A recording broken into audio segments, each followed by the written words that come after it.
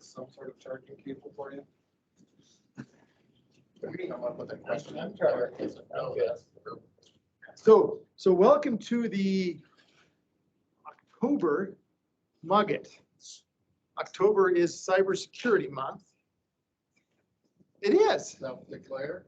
No, it's National Cybersecurity Month, and it has been for a decade or so. That every October, but because we've had so many people worried about being secure, they make a bigger deal about it. And so it's Cybersecurity Month, and we are live and streaming. We're also going to post this on YouTube real soon after the meeting, maybe before we get to the new year. And so this will be on YouTube as well to help everyone else around the world make their own organization secure. You had a question, Mr. Cook. No, I just had a realization that Cybersecurity Month is also the same month the federal government put up a website asking millions and millions of gullible college students to go put their financial information onto a government database. I Yeah, realized that's brilliant on Cybersecurity Month. I love it. That's what we call right hand, left hand. So as always in these events, and I will say almost always, we want this to be a very interactive thing. I pitched this as the 5 things that you must do so that you can sleep at night in terms of cybersecurity. Eric has decided that we are going to pivot, and he's going to do an N+1 number of tips and tricks that will help us sleep at night, and has asked that we share our tips and tricks as we go along, and that we ask at least semi-intelligent questions, which means I can't ask any questions because we're requiring semi-intelligent.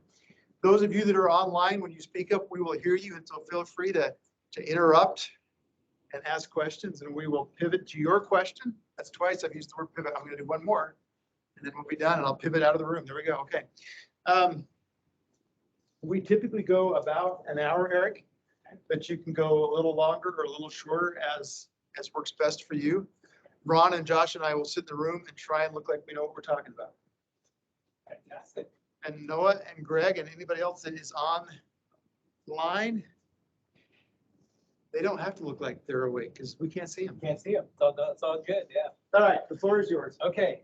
Well, great to be with you guys. So this is Security Month, as Kevin talked about, and so let's talk a little bit about security. So I want to start off by first hearing what's the worst IT security problem that you've ever seen in your career. Okay, think back at all the things of like security-wise, bad things happened. What's the worst thing that you've ever seen in your career? Any feedback? And you mean more than passwords taped to screens? Sure, that could be the worst. If that's it, then you've had a great career. So There's a set of smart light bulbs. okay.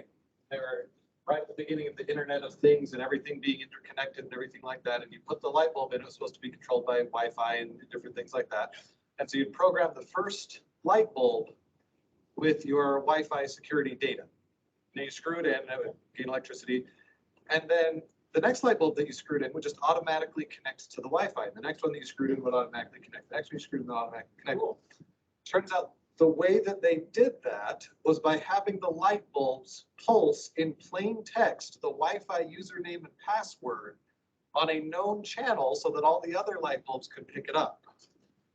So every light bulb that you had installed in your house was pulsing about every 3 seconds your username and password to your Wi-Fi.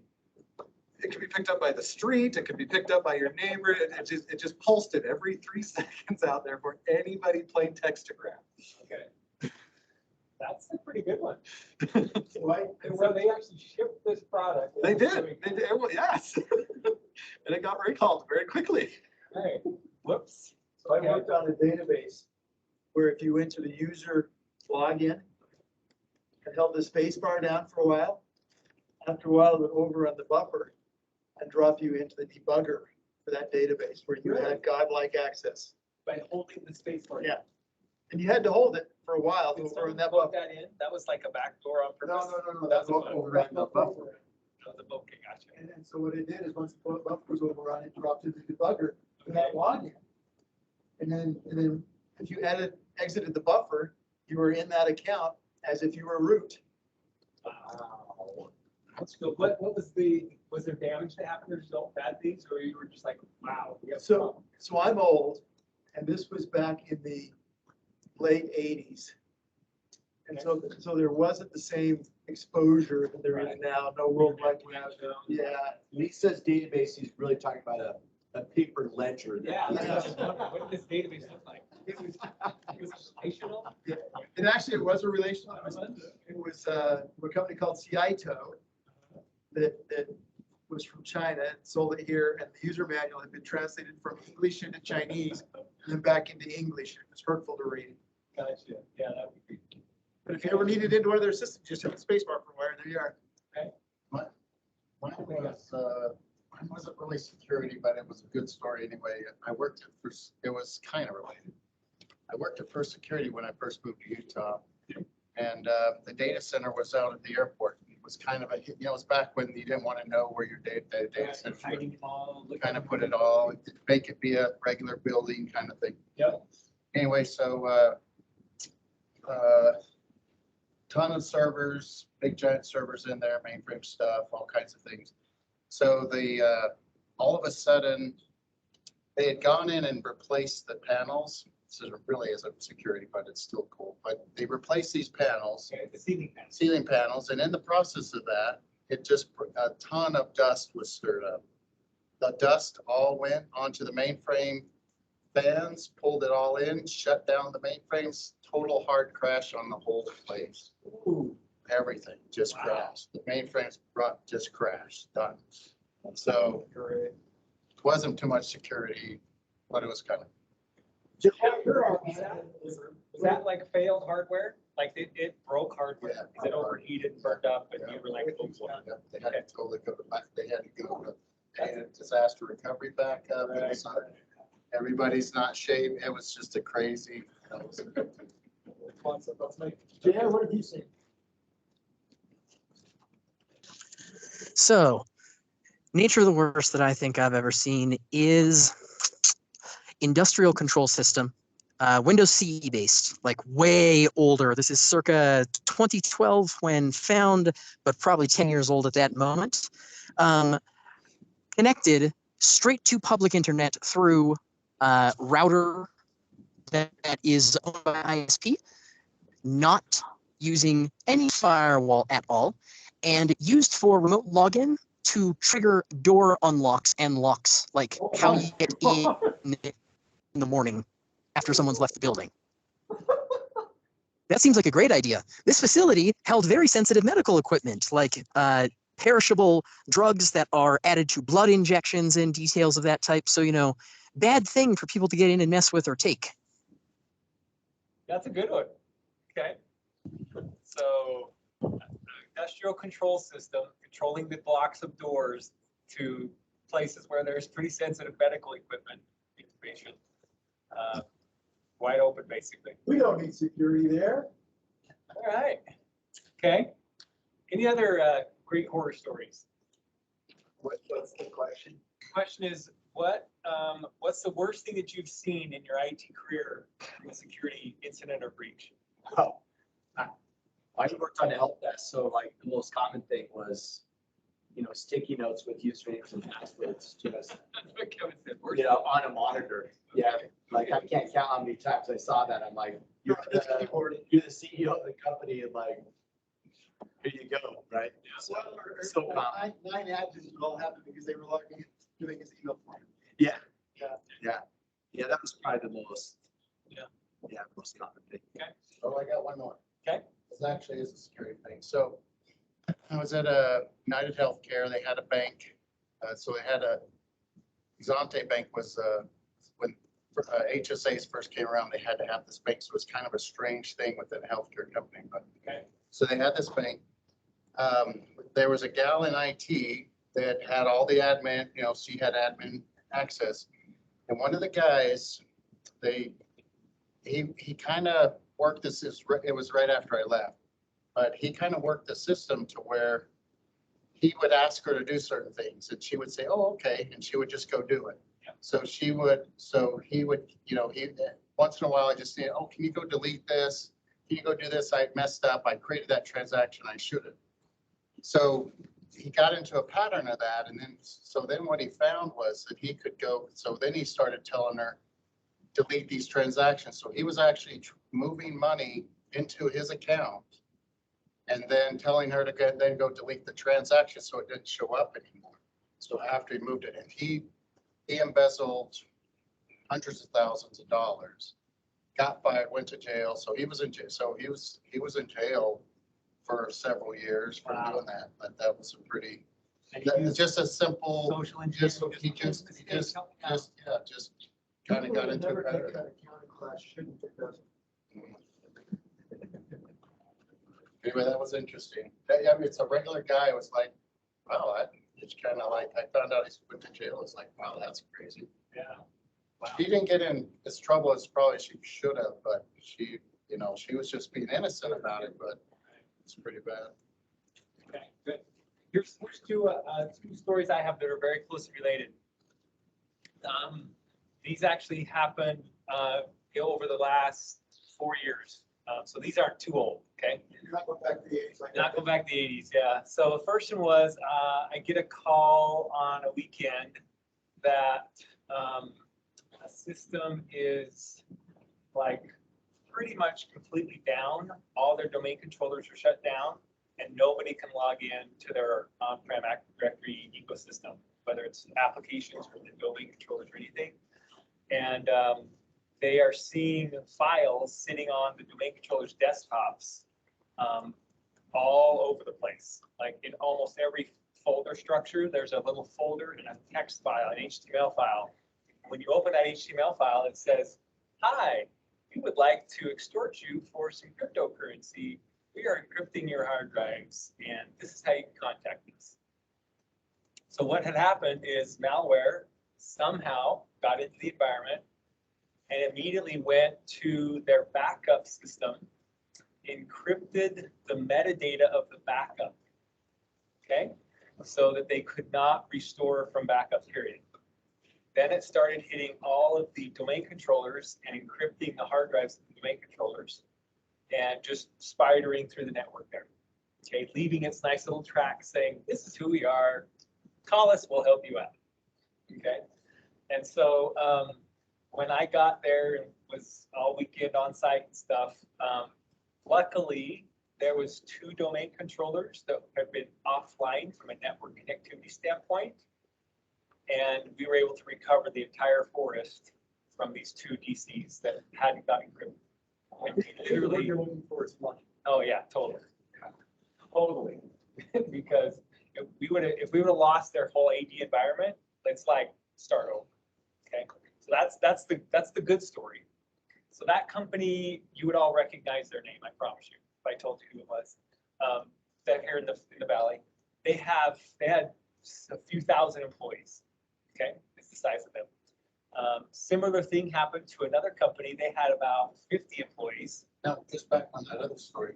So you think that, at least I would think that if I have backup and those guys try to attack me and they destroy all my basic data. So now not only are they trashing your current data, they're kind of hooking in and going and destroying your backup data, wherever that is, unless it's on a So tape. the new thing is, once they're in, they'll hang around on your network for months. Right. And then during those months, every time you do a backup, they're putting their hooks in that backup.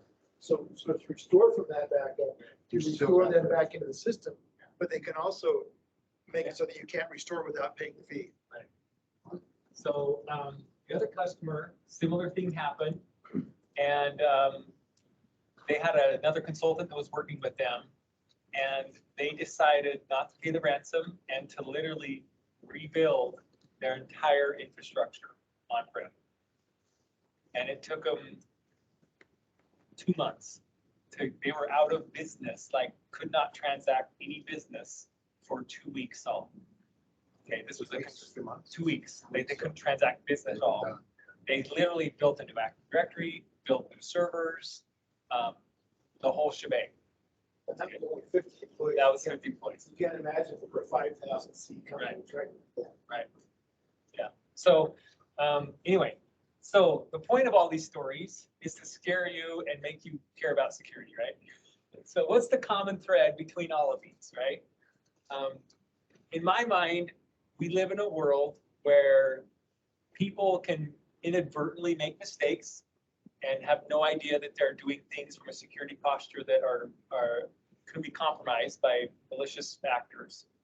We live in a world where there are people that their livelihood is to extort and break your technology and hold you hostage so that they can make money. That's their whole purpose. There are Wired magazine had a whole article a couple years ago where they got a hold, it was actually Krebs on Security, sorry. Krebs on Security posted this whole series of articles where the Ukrainian hackers got into the Russian hackers who were trying to get into the Ukrainians and dumped their entire chat history from this hacking organization out of Russia. And they got to learn all kinds of stuff about how that organization worked and how much they paid their people and how they recruited them and what their quotas were and just that whole ecosystem, right? And so it is totally organized crime. And they have a help desk, they staff it, and they extort you, right? So the point of all that is I just went to a Microsoft conference about 3 weeks ago, a partner conference. It was around security. And the comment that was made was just really interesting to me in that where security has evolved today, where we literally have, it's been weaponized. Technology has been weaponized. And there are nation states / actors that put all kinds of money behind this to build applications and services for compromising you from a technology standpoint. There's a ransomware as a service. Yes. Just recently, there's now phishing as a service. Yeah. Where they go to a reverse proxy that is going to get 90% of your employees. Right. And unless you're on top of the training game. Yep. Your employees are going to fall for it. And there's no way that you can beat it with I mean, MFA doesn't matter. Right. Encryption doesn't matter. Your firewall, the only thing that matters is letting your employees get, or getting your employees the right level of training. Right. It's crazy how easy it's gotten. Correct. For bad guys to go and get a smart guy to build them a tool. Yes, exactly. And that's exactly what Microsoft said. The level of the sophistication of the tools that are available on the dark web or on the black market, if you will, is a completely different story today than it was 5 years ago. Okay, because you have these very advanced, there's only a few people in the world that can do this kind of stuff that are building tools, and those are being, shared out and sold, and there's revenue and all that stuff there. So the comment that was made to me was, Microsoft did an analysis of like 144 Azure AD accounts that had got compromised. And in every single one of those circumstances, the compromise originated from something in the on-prem environment of that customer that then bled into the cloud. Okay? And their phrase that really got my attention was, it's impossible to adequately protect your on-prem infrastructure from somebody that really knows what they're doing and is going to go after you. It's impossible. And so what they are dealing with and the optics that they have in that context is second to none. Right? They're dealing with 30 billion authentication events every day. Right? The number of CPU cores that just run Azure Active Directory in Microsoft's cloud, 39 different regions. They just announced another region in Japan, so 40 regions that they're running Azure AD all across the planet, highly available. 2 million CPU cores is what's running that infrastructure. I can't even think about that. 2 million CPU cores. And somebody That's had to just come up- Azure AD. Somebody had to come with a clever name for every one of those. They're cattle, not pets, remember? Yeah. Oh, respond. Yeah. And so what they're doing though is with their signaling, they're able to take and use artificial intelligence to identify attack patterns, things like that. And so here at Journeyteam, right, I get a text message every time one of our identities here at Journeyteam has multiple failed login attempts. Okay, and it comes in waves. Over the last week, I've got a dozen of them. Okay, and it's kind of fun. I could bring up my screen and I could go log in. In fact, let's live a little dangerously. You guys like to do that? Yes, when it's you doing it. We're gonna do a demo in production. Exactly. Oh, Kip just got locked down. What's going on? What's So that say? I have read access to our tenants, so I can't make any changes or anything like that, right? And I'm just gonna You show. don't even trust mom. I know, you know. Who's even in there then? This particular fellow, you may have heard of him. I just go look at the sign-ins on here over the last 24 hours. Let's add a little filter here of status of failed here. And see what's going on. Okay, I have to go back more than 24 hours. But there we go, 24 hours. If you look at the location here and the source IP address, Wow. I don't think that this individual's in Taiwan and Novus, Russia, and wherever IR is, et cetera, right? Holy smokes. Yeah, this is, yeah, it keeps going. That's just 10. Yeah, this is one individual, okay? Wow.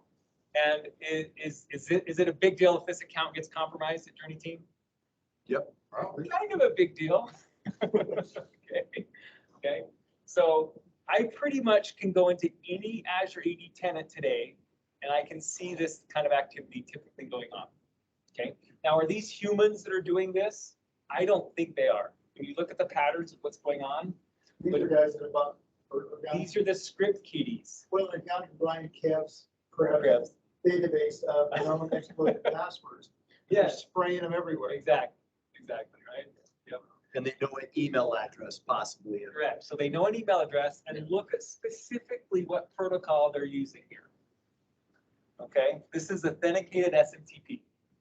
Okay, so that's a legacy protocol that you can't do MFA on, and if it's a good password, then it's true and away you go.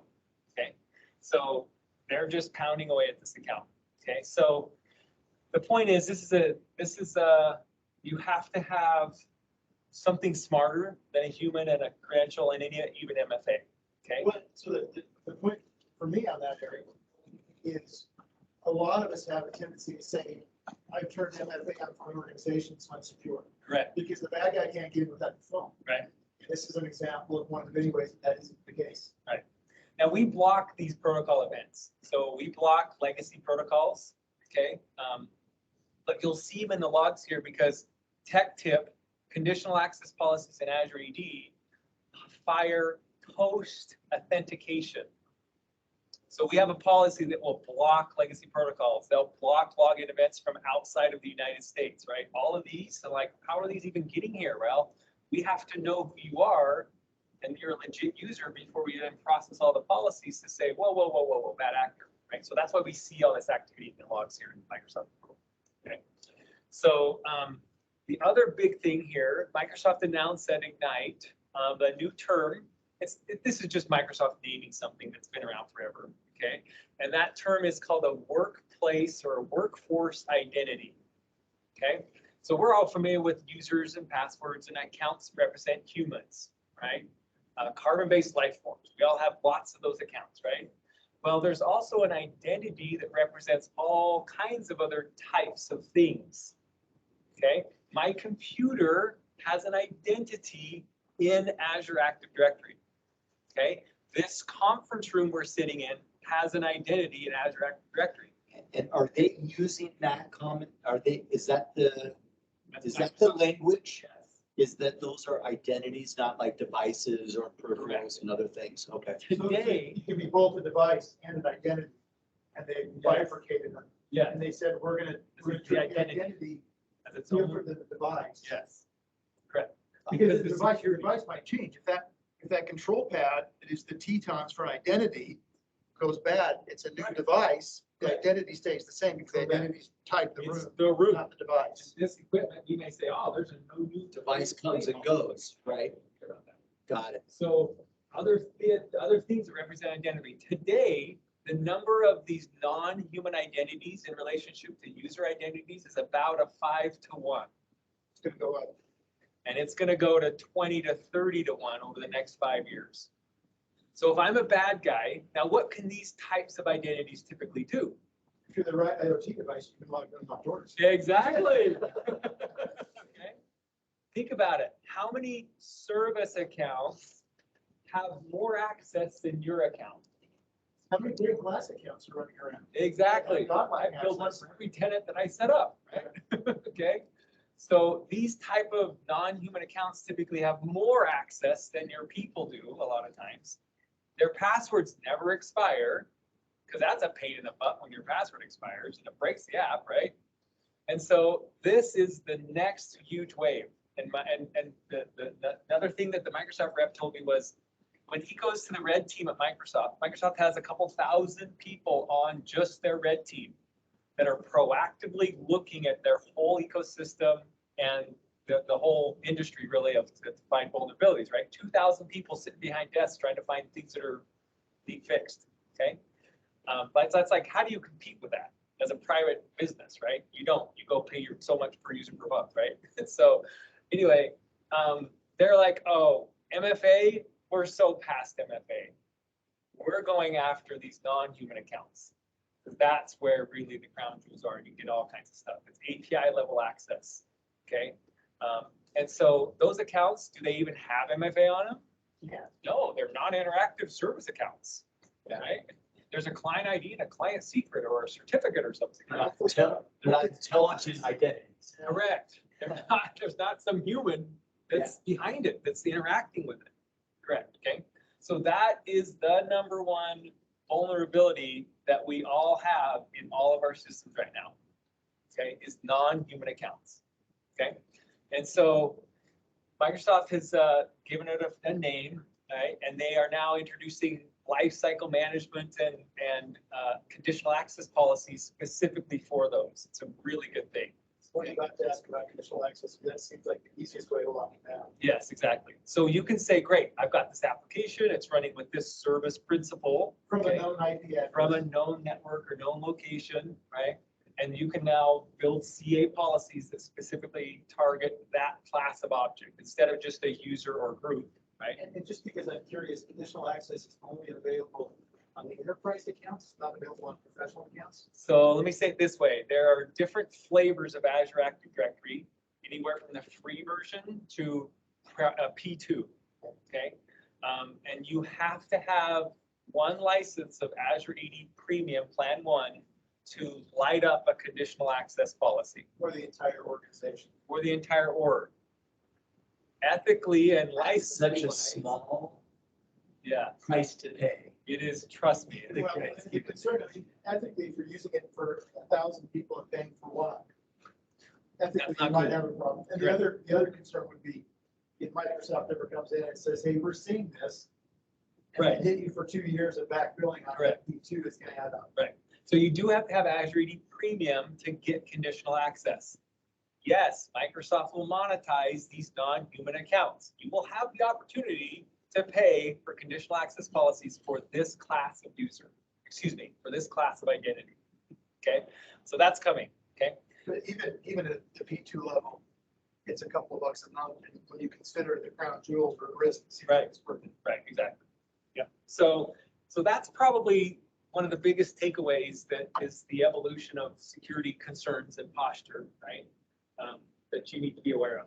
Okay. So number one, any kind of local servers, you're in trouble because there's nothing you just can't do enough. It's impossible. Right. Right. Well, except for that, if you build a conditional access, so you've got a service account sitting on a local server. And you can't turn that off because that's something you need. Maybe it's the guy that opens and closes the door, right? And so you can't lock your people out. So you have to have that running. But what we're hearing is that when we say this is an identity, it's a service identity, and we apply a conditional access to it, you can say you're only allowed to log into this box if you're on the same local network. And then somebody that's outside the building that's in a country that doesn't have the same laws we have, and what you said earlier is they might be able to try and log in, but as soon as we figure out that that's who they are, the conditional access will fire. So they'll hit the logs, but they won't hit the server. So just a couple of things here to show you. Teams locations, I've always been under the posture of like, I don't care what network you're on, you should always be MFA. Whether you're home or on that cruise or in the office, it doesn't matter. I want every authentication event to be in an MFA state. Okay, and it's with passwordless as a service that's available. If you don't have passwordless on and you're hearing my voice right now, you have any control over your Azure AD environment, you need to please go turn it on. It is not hard. Okay, real quick, this is where you do it. Go to Azure AD, go to security, go to authentication methods. These are the passwordless methods that you can enable.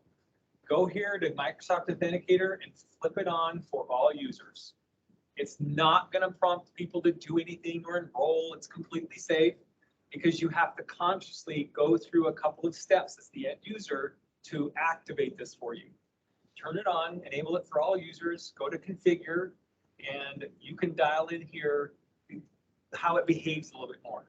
Okay. It has a use case where we couldn't do that because we had users in a call center. Yeah. So with an outsourced call center, they weren't allowed to take their phones to their desks. Right, exactly. So in that case, that's okay. Microsoft has a story there. We have other things to do passwordless, like a physical FIDO token, a key, right? It's not a phone. You can take that in, you can put it in, you can touch it. That's you. Okay. This SMS is kind of a cool one. Not secure.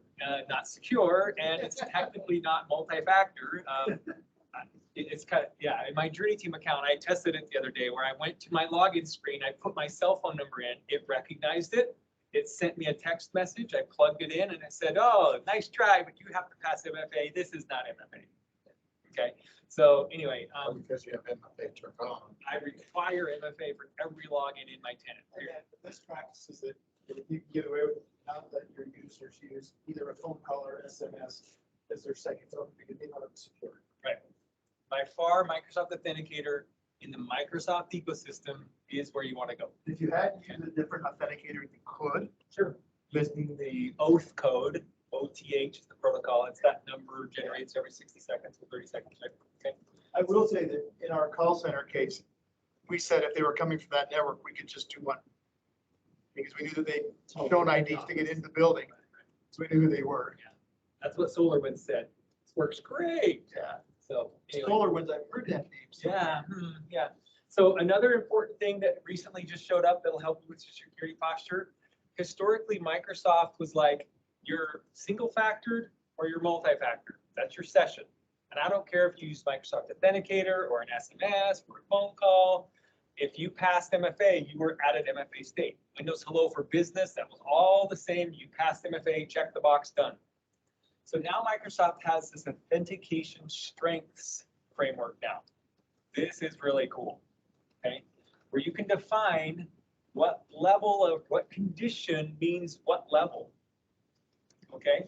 So if I say, I've got an application and you will use a physical token, FIDO2 key to get to this, or you will use Windows Hello to meet this bar and those phone calls and those text messages, yeah, that's MFA, but come on, that's the cheap MFA that we know gets compromised, okay? So you can define your authentication strengths in here. Then inside a conditional access policy, you can require said authentication strength has to be met. So this is kind of also known as a level of assurance, okay? So instead of just MFA, yes, no, any method goes, right? Now we can dial this in and say, I have a very specific requirement here. Okay, so at Journeyteam in our environment, right, if you're going to get into our password vault, you have to meet a higher priority standard than any MFA goes, right? And now these knobs and buttons are available to us here.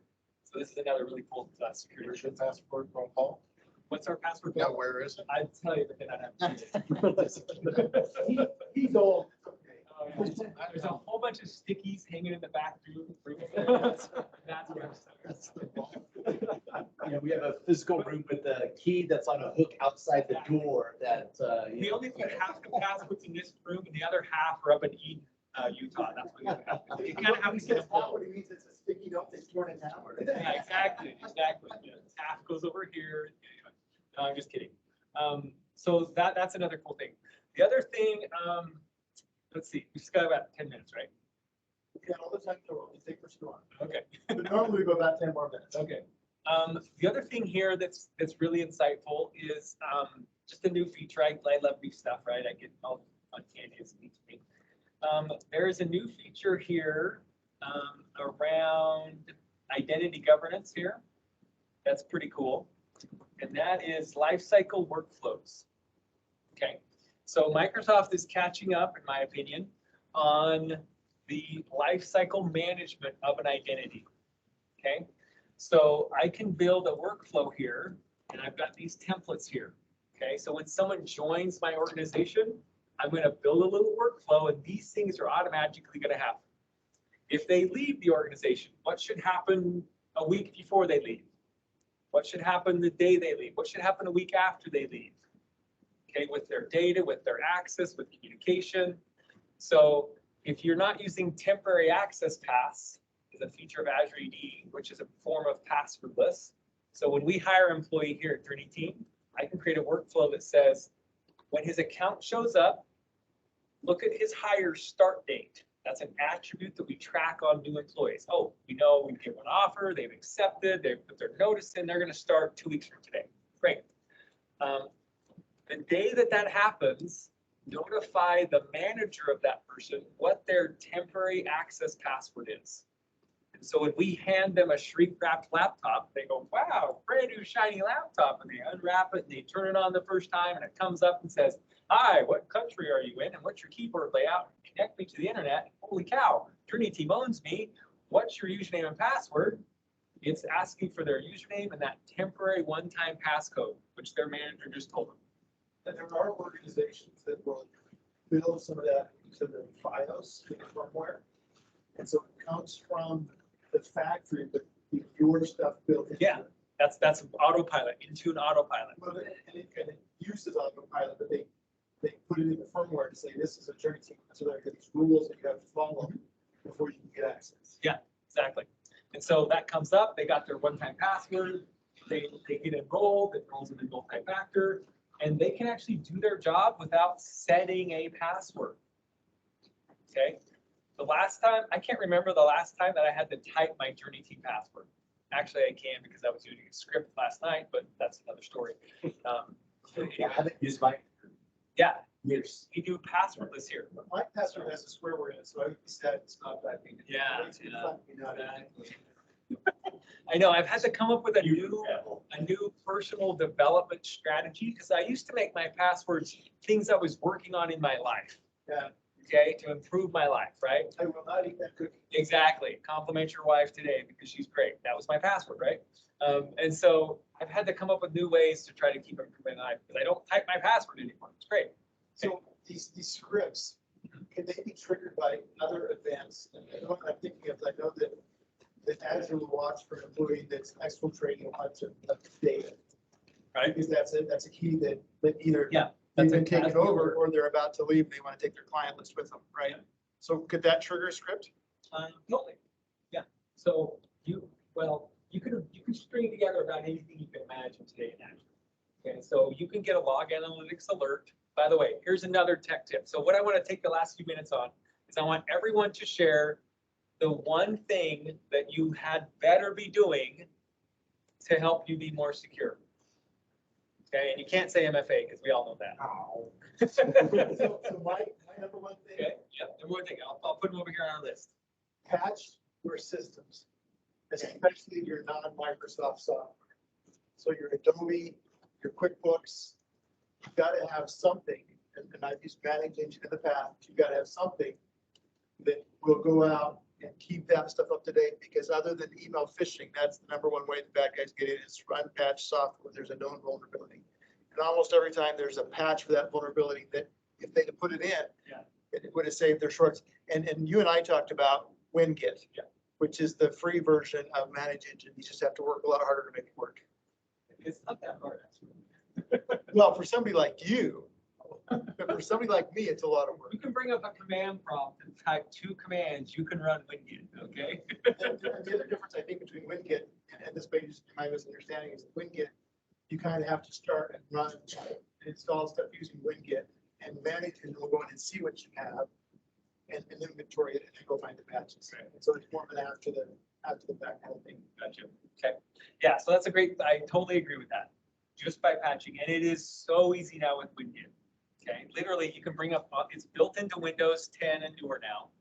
I'm not sure what build of Windows it is, but it's part of Windows 10. The first time I tried it, I'm like, Well, oh, is it yeah, there? it is, and if you're gonna patch your other apps, you start by saying, yeah, we're gonna have the latest version of Windows 10. Correct. and then have it in. Because now that's your bootstrap to So get we'll call that tools. table stakes. Exactly, yep. So, yeah, WinGit, I'm just gonna try to bring it up here. And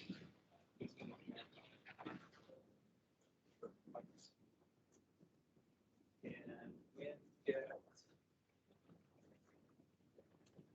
Patch update, no, it's upgrade. We're doing another live demo in production. Yeah, this is my. Man, this is terrible. Install.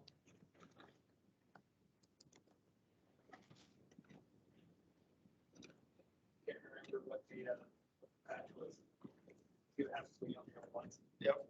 Anyway, WinGit is super built in, and it, like, I ran it and it went and found patches for Wireshark. Right, it found patches for Adobe PDF Acrobat Reader. It found patches for my VPN client, and I didn't have to do anything other than just like update all. But that's a Windows, Microsoft's doing that. Yep. They're the ones that It's- this tool. It's a group of Microsoft employees that have put it up on GitHub. Okay.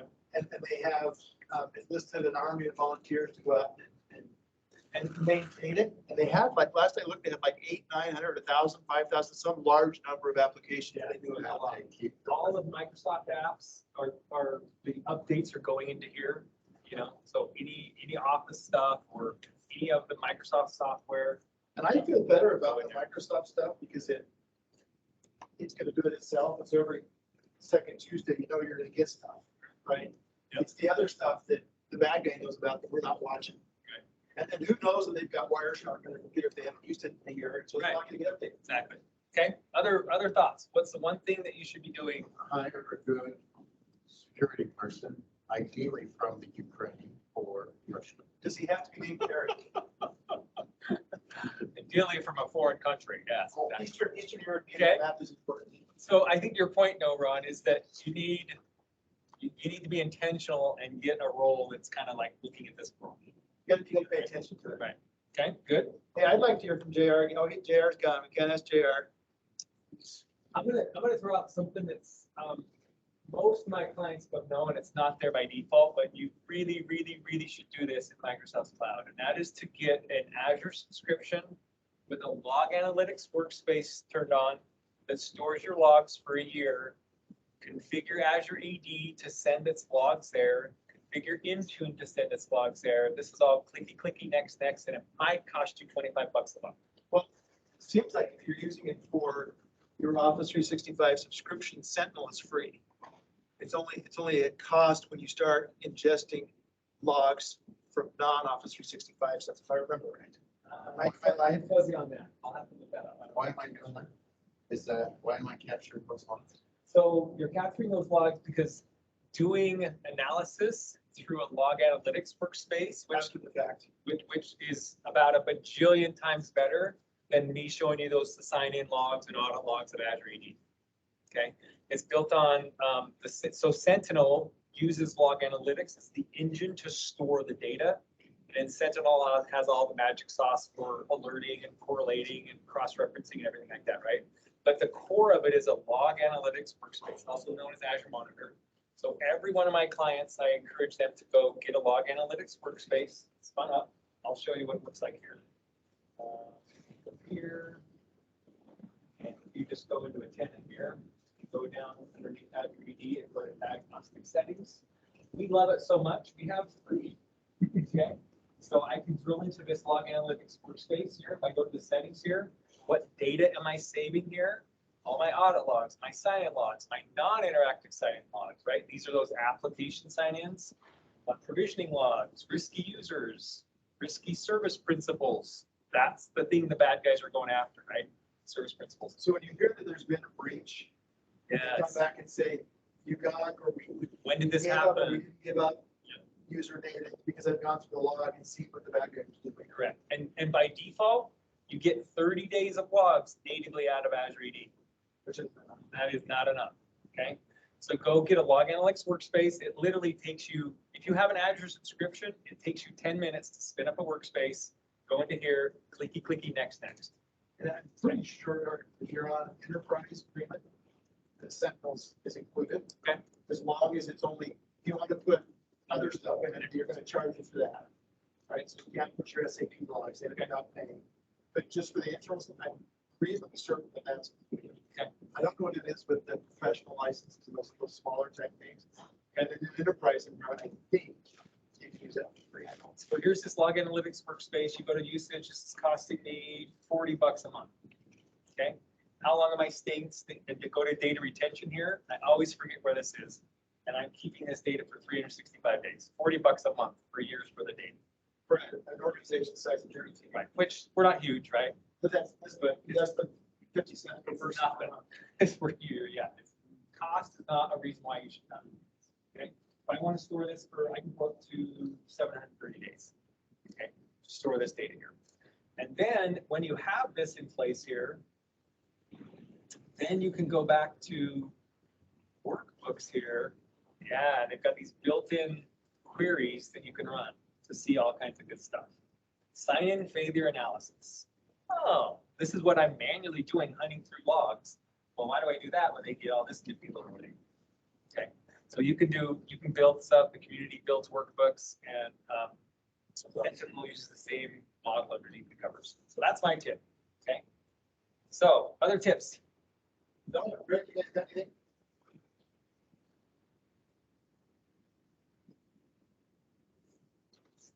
I put them to sleep.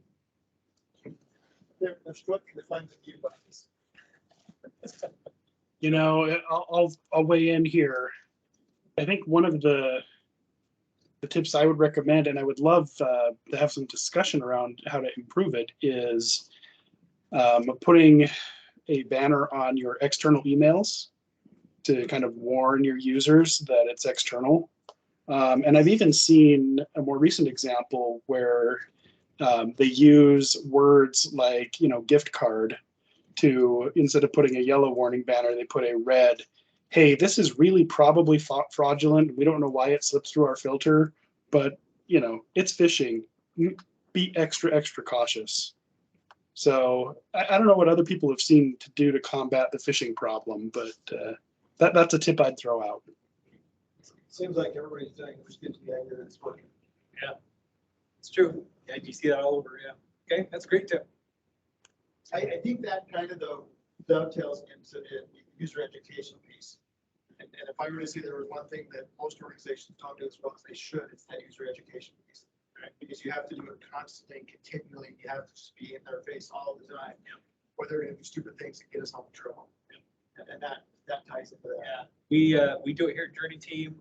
We offer a service that we do for one of our clients that we do this with, and we just set up a whole phishing campaign for them, rolled it out, and it was beautifully executed.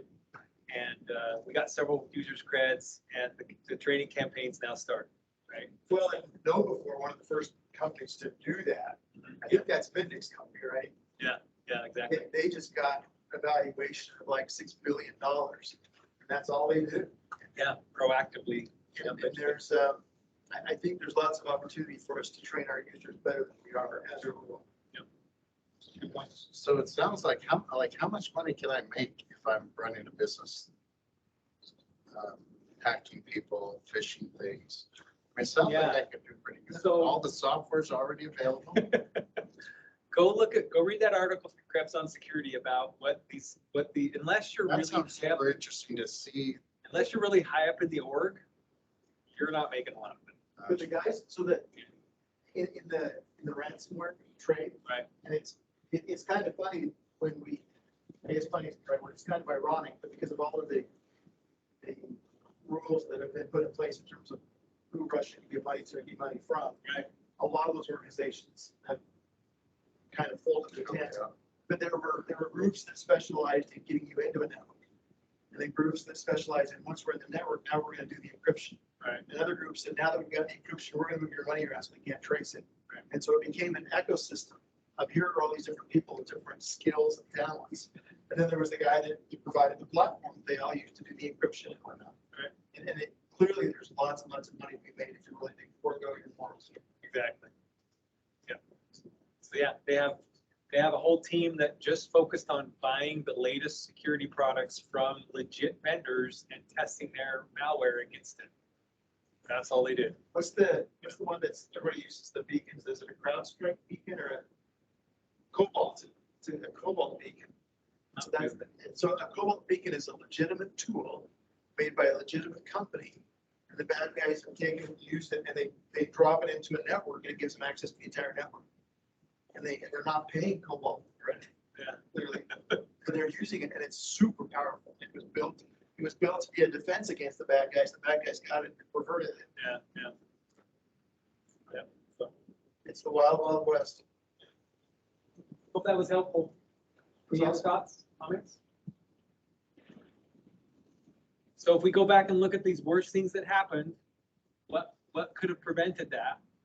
The one thing we didn't talk about, and I'm thinking about my space bar, is that as we're writing software in-house, there needs to be some training there as well, so that when Josh goes to write a piece of software, he sanitizes his input. He Yep. doesn't have buffer overrun problems and beat the system guard. So Microsoft announced at Ignite that they now have Microsoft Defender for DevOps. Okay, it's part of the Defender family. And this is their cloud brains looking at your source code repos, analyzing that before the build and deploy even happens. The industry term is called shift left. Yep. So instead of securing your endpoints and your applications and the firewall that, prevent bad guys, go shift your security as left as you can to catch it in the source code. When you think about it, Microsoft, with their thousands and thousands of well-trained developers to write software that has security holes in it. So we got a guy that's writing the payroll application, like Josh, that is only out there half the time anyway. Right? On a good day. On a good day. I've had my caffeine. Yeah. So that is awesome. There's some AI looking at that. Okay, cool. Last little security tip I'll show you here. Every one of you needs to go do this in your Azure AD tenant. Okay. Whoop, wrong browser. You need to go look at your enterprise apps, and you need to look for the word called graph. And if you see a Graph Explorer or the Graph PowerShell module, you need to click into it and then go to security and permissions and see if admin consent has been granted and what level of permissions have been granted. Any enterprise app that has had admin consent granted to whatever permission level is there, any identity in that tenant typically can use that particular application or tool to do any of those permissions that are available there. And that happens to be a very powerful tool. It is a very powerful tool. This is even a more powerful one, Graph PowerShell. Okay. What do I So- want to not make? What do I want to make sure? You want to know if admin consent has been granted. So if I go to user consent here, yes, the user gave this consent. Look what this thing can do. Read all my groups, read all my full profiles. Okay. Uh, But these are, terms of use agreements. because these are user permissions. Yeah. When it runs, it's running as that user and inherits their permission levels. Right, so in this case, my one little user in my demo tenant here gave consent, but I did not check the checkbox that says consent for my organization. If you're a global admin and you are getting a consent screen and you see that, oh, just consent for my org, you just dropped your pants. For anyone in your tenant, to be able to do what you just said, okay. And when it run Okay. as the global admin permission, we still run as a person. It depends, because there are delegated permissions and application permissions. That's another super important thing to understand, the permission type. anytime you see an application permission, the app itself has this ability to do blah.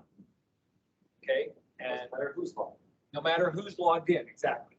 It runs as, It runs as the app. It's its own identity. It's its own service principal. It's got those rights, and it doesn't care who's interacting with the app. It's got God rights to do these things. Okay, so these are two common tools: Graph Explorer, Graph PowerShell. Every tenant health check we do, we go look. I'll just say a customer 2 weeks ago, and one of the engineers said, "Oh yeah, Azure AD is terrible. We can't secure the attributes at all. I went to Graph Explorer and I could see all kinds of stuff about people." And I said, "That's not normal. I'll bet you lunch that someone went and hit the consent to all of the Graph Explorer." We went and took a look, and I about pooped my pants. Okay, it could read every SharePoint site collection. It could read every user's OneDrive data. It could read every person's mail and their calendar items. Anyone in the tenant. There's 600,000 identities in this tenant. Anyone could go to that tool and do any of that activity. Yeah, that's why security matters. Yeah, exactly. Why is that? Why would that been turned on so easy? Here's how you turn it on. Here, I'll show you. So let's have some fun. Probably an overzealous developer. So I'm going to go I've delete. been in a situation where I've been developing a tool, I've been trying out different things.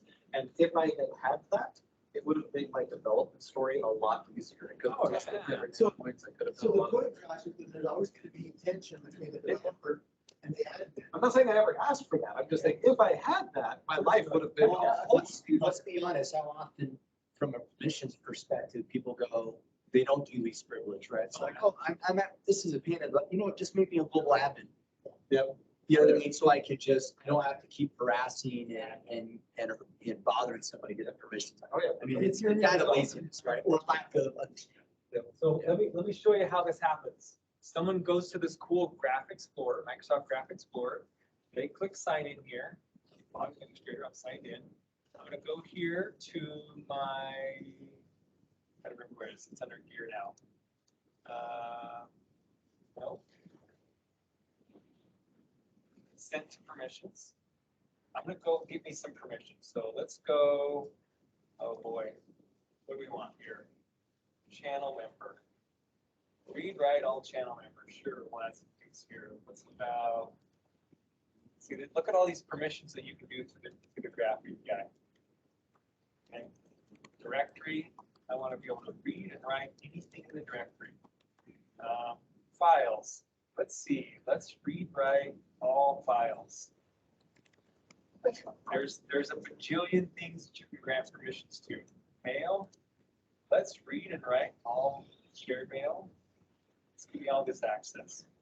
So what you're doing, you're doing something for a specific reason, but you're just opened up everything and you're not really realizing it. It's not really saying, are you sure you want to do this? You are dropping your pants, so to So speak. this like kind of you're goes back to the idea that you should have an admin user, you should have a U user. And the reason we do that is so that if you're in as U user, you can only give this U access. And that way it's a more deliberate thing to say, oh, I want to do this for the tenant. I have to go log in as the global admin user. Right. That's one of the reasons that you would want to have that separated identity. And it doesn't cross, the role doesn't cross over there for you get confused. So And there are times when you would want to delegate or say, yeah, this application can have this access, but you want it to be on purpose, not because you forgot you were logged into the global admin. Right, exactly. So we're going to hit consent here now. And we get a nice list of things. If I check this checkbox right here, I'm consenting to these abilities for anybody in the tenant to use this tool, this application, to do these things through this tool. Okay, so I'm going to hit accept now. And that's your consented. So now let's go back here. Let's take a refresh. You should see Graph Explorer show up here as soon as the squirrels run around inside Microsoft Squirrel.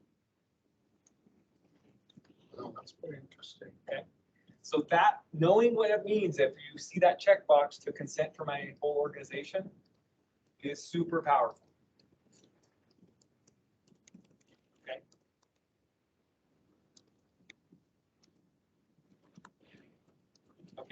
Graph Explorer is back.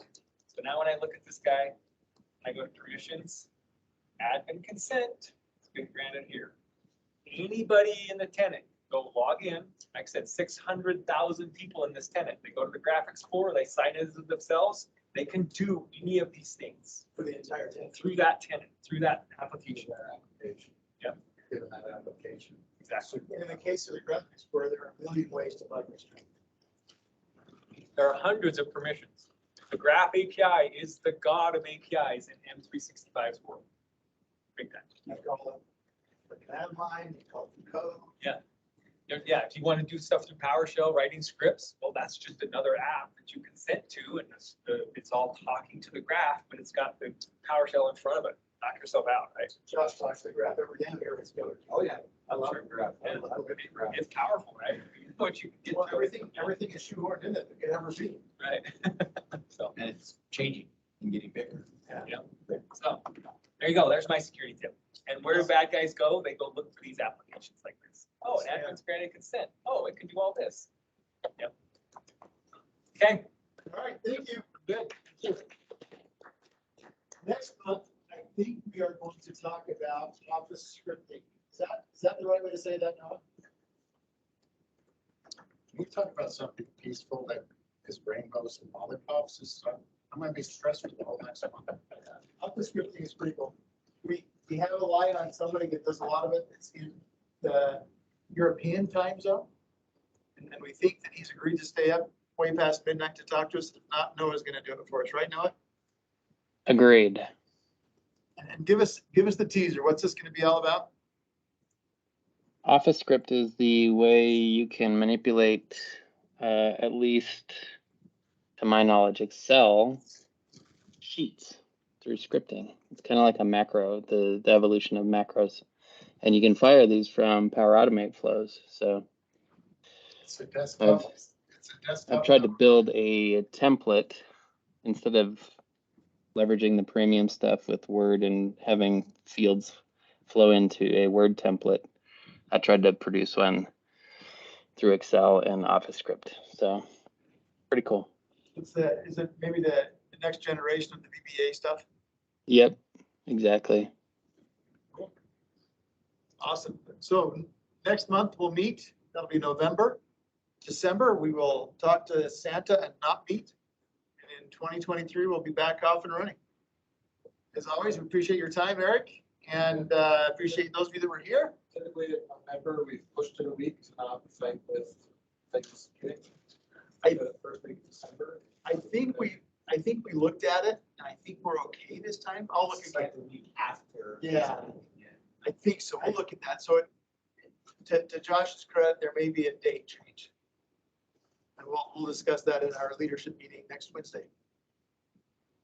Okay, thanks, everyone. Go home. Yep. Thanks, team. Thank you, Eric. That was awesome as always. It's fun to see you. Sorry I couldn't be there. You too. And I just got here, but now it's time to go, so sorry. Take a hike, Christian.